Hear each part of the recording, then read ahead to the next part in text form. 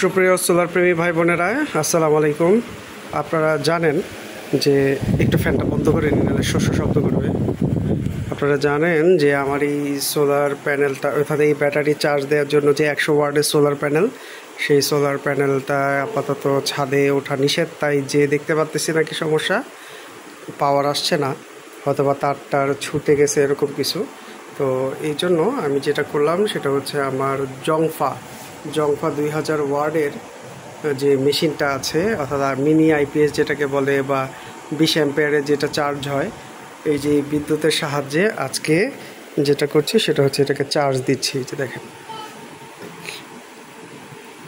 পাশাপাশি এই ব্যাটারিটাকে চার্জ দিতে পারছি না বিধায় আমি এই ব্যাটারি থেকে সরাসরি চার্জ দিচ্ছি।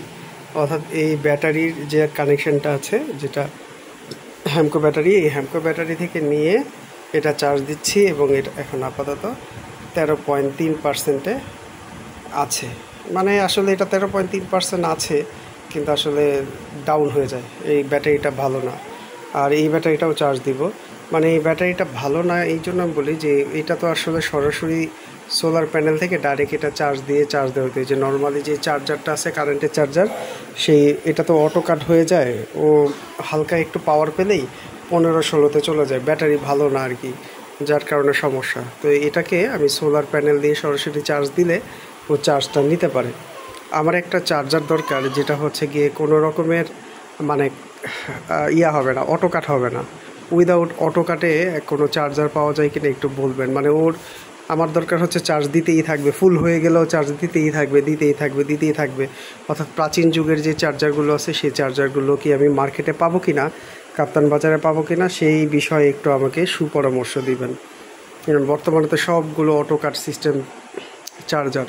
সো আমার চার্জার লাগবে উইদাউট অটো কাট, যেটা হচ্ছে চার্জ দিতেই থাকবে এই অবস্থা। তো দর্শক, দিচ্ছি, এই যে চার্জ হচ্ছে। এখন একটা সাবস্ক্রাইবার ভাই বলল যে এই ব্যাটারিগুলো মাসে মানে একবার কারেন্টে চার্জ দিতে হয়। তো সেই হিসাবেই কারেন্টে চার্জ দিচ্ছি। আসলে কি হয়েছে সেটা বলতে পারবো না। এটা খুব স্লো মোশন মোডে চার্জ দিচ্ছে। এই জল্প এটা যখন ফাস্ট চার্জ নেয় তখন এটা দ্রুত ব্লিঙ্কিং করবে। এটা হালকা ব্লিঙ্কিং করতেছে। যে উপরে এই ফ্যানটা, অর্থাৎ এটাও সোলার ফ্যান, এটাও চালু করে রেখেছি, আর এটাও চালু করে রেখেছি। যখন এইগুলো চালু না করি এটা ব্লিঙ্কিং করে না, মানে চার্জ নেয় না।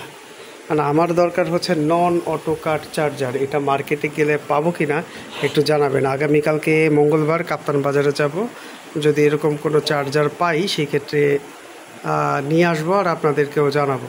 আমার দরকার হচ্ছে নন অটো কাট চার্জার, যেটা দিয়ে আমি চার্জ দিতে পারবো। আসলে কি, যে এই ব্যাটারিটাকে আমি দাঁড় করাতে পারতাম, মানে ঠিক করাতে পারতাম।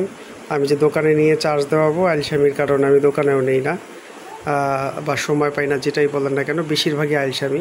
তো এটাকে জেল দিয়ে আমি যদি এটাকে মানে টানা চার্জ দিয়ে গরম করতে পারতাম, মানে একটানা গরম করতে, এই ভিতরে যে এসিডটা আছে সেই এসিডটাকে যদি আমি ফুটাইতে পারতাম, আমার ব্যাটারিটা আবার সাবেক আগের মতো দাঁড়ায় যেত।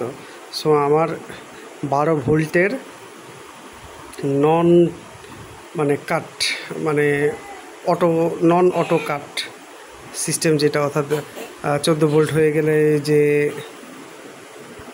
অফ হয়ে যাবে, সেই রকমের চার্জার দরকার নাই, যেটা আমার অলরেডি আছে।